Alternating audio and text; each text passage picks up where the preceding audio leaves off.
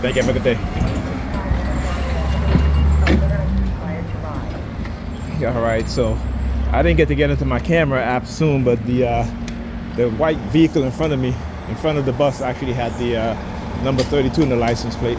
Okay, so again, when I talk about this stuff, you know, I didn't, you know, I should have remembered the license plate number, but again, when they're targeting me like this, sometimes I forget. Look at these two perps standing here. Ask Henry to go see These the two meeting. perps. These two perps. Yeah, right. So this is what they do. Again, the threat of the deportation theme, right, and then using the color black, right. And I talk about how they did the conditioning with the color black when I was taking my eldest son mother to court for joint custody. So because she had sent him out of the country without telling me, she sent him for a whole month. Look at her, you in the fist, right? You know, send him out the country without letting me know for an entire month, right? And would ignore my calls, you know, or what have you. And I went to see, you know, I went to speak to her, and of course that was part of the setup to use the cops to arrest me, charge me with a whole bunch of crimes that never happened, and then trying to use that. Went to my lawyer now to tell my lawyer that if I drop the custody case, then she'll drop the charges. And again, they know that they lie, right? Because if I'd assaulted her, they would have taken pictures. And again, I didn't even, you know, she didn't even open her door when I went to talk to her, right? But that's what they did, right? So when I talk about how black women know how to use the system, and the system would use them against black men, you know, again, I have the experience to show you guys, right? To let you guys know what it is that they do and how they are empowered, right? How they are empowered by the Sambos and the Sambinas, the white supremacists, on the police force, on the predator force, and then within the U.S. government, within the courts, right? And the Sambos and Sambinas, particularly the Sambos, use their position in those government administrations, right, to sleep with women so they can, you know, get whatever they ask for from the child's father and child support. And a lot of times they're not basing it off of the income. A lot of times they're basing it off of whatever it is. Because let me tell you, you know, she had taken me to court for child support, because I told her, I said, listen, you know, I used to give her, what was it, every 2 weeks, I used to give her like, what was it, almost $500. And she ended up getting less. Anyway, I think maybe not five, maybe like about $400, so every 2 weeks. Guess you get paid every 2 weeks. And so when she took me to court, she was getting like 700 and something a month. And then she says to me, oh, you were lucky, because if I wanted more, I could have gotten more. And again, you know, I was being targeted, so I really didn't quite know what to understand, but no, I do. Right? This is what these people do. This is how they use black women. This is why black women, the first thing when you, you know, what they'll do is that they'll, even though you're taking care of your children, they'll still put you on child support, which is fine. I tell my brothers all the time, I say, listen, you know, let them do it. All right? Don't worry about it. Don't fight it. I never fought it. You know, I never, you know, such. I'm like, fine. I take care of my kids anyway. You know what I'm saying? So, you know, but again, this is what they do. All right?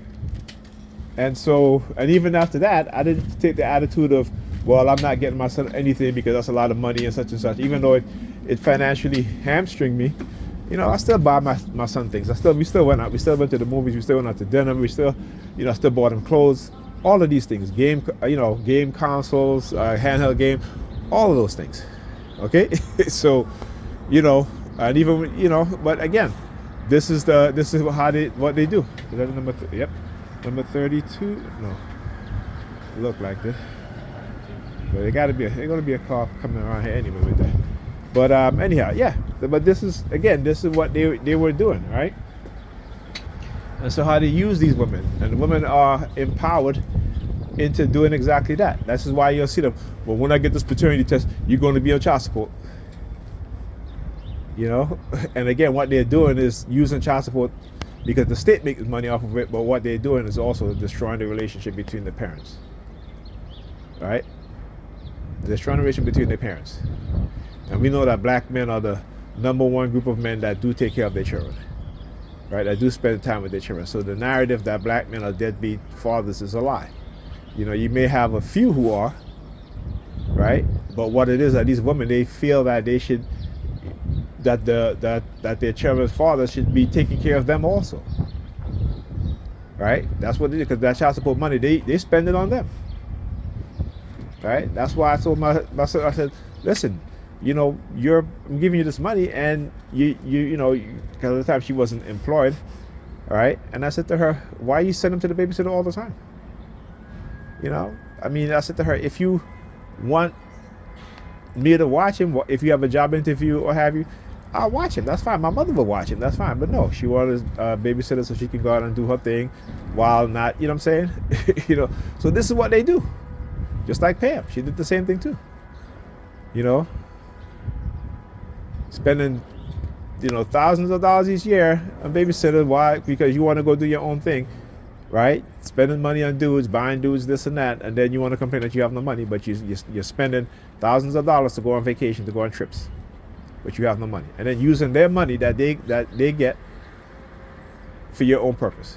On top of that, you know, she had my daughter. You know, every month I put money on their card. I got them the green light card to, you know, teach them financial responsibility. But she gave my daughter the card simply because she wanted my daughter to buy her art products. And I confronted her and I said, well, you know, I spend money on her and I did this and that. And I said, but Pamela, that her money, that's for her. Okay? That's a teacher financial responsibility. She gave her a card and my daughter ended up spending half of the money that was on the card. She spent $200 at Five Below. At one point, $150 she spent at Five Below. And I said to her, and you know, they both denying it. She's like, I didn't spend that. And she was like, you know, because when I looked at my when I look at her spending on the you know, in the app, right, $150 at Five Below, and then another $70 something on Amazon buying her mother art supply. And then she, you know, she's like, well, I spend money, and I'm just like, this is the mindset of these women. This is the mindset of these women. Okay? I don't take money from my kids and be like, well, because I spend money on you, then, you know, yeah, I deserve to spend your money too. It's like that woman who, you know, spent all of her daughter's inheritance left by her father. She felt that she was entitled to that money. You know, but that's the mindset of these women. They are abusive to their children. Right? To them, it's all about money. And this is why the vast majority of them will end up by themselves, right? Being the second and third and fourth wheel to a man who have money, but they're supporting. They're supporting because what? They want to get favor, right? But that man knows that. That man will never take you seriously. You a booty call. Yeah, you go out to dinner. What? So what? You go on vacation, so what? That's free sex for him. There's no problem him spending some money to take you on vacation. But is he going to wife you? Is he going to take you? Are you going to be his girlfriend? No, you're not. You're going to be dealing with a lot of STDs, right? And then when you're older and he doesn't take you seriously and he's still doing the same thing to you, then you want to get jaded and hate all men. Now you're talking about, oh, we women, we should date each other. This is the destructive mindset. This is the shit that they do. But they don't see it because of how they're conditioned. Right? And again, the person like me who understands and trying to tell her something to help her out, right? She don't want to listen. Hey, that's okay. You know, you're going to deal with what you're going to deal with, right? And it's not going to be good for you. And like I said, I told her all the time, I said, you know, when it comes to my kids, you know, I'm going to do whatever I can to protect my kids. Even if it means, if I see that whatever you're doing is affecting them negatively, I'm going to step in and do something about it. Okay? And this is what they don't want. So this is why they try to isolate me from my children. You know, Because again, I talk about this. There are women out there who are being manipulated for the sake that, there are others who may want to harm the father or the mother of their children, right? Because it's both men and women who are TIs, also target individuals. And it's to isolate you from your children so they can destroy your legacy, to destroy the lives of your children, right? Because obviously they don't want you to instill certain truths within your children, right? Particularly in the black community, if you're not religious, they're going to turn against you, right? Because again, of what their so-called savior told them what they should do, which is to turn away from each other. If you're going to accept Christ, you need to turn away from each other, right? So, like I said, Jesus Christ is the biggest divider, and they talk about Satan and the devil, but it ain't Satan that's dividing people, it's Jesus that's dividing people. All right, talk to you guys in the next video.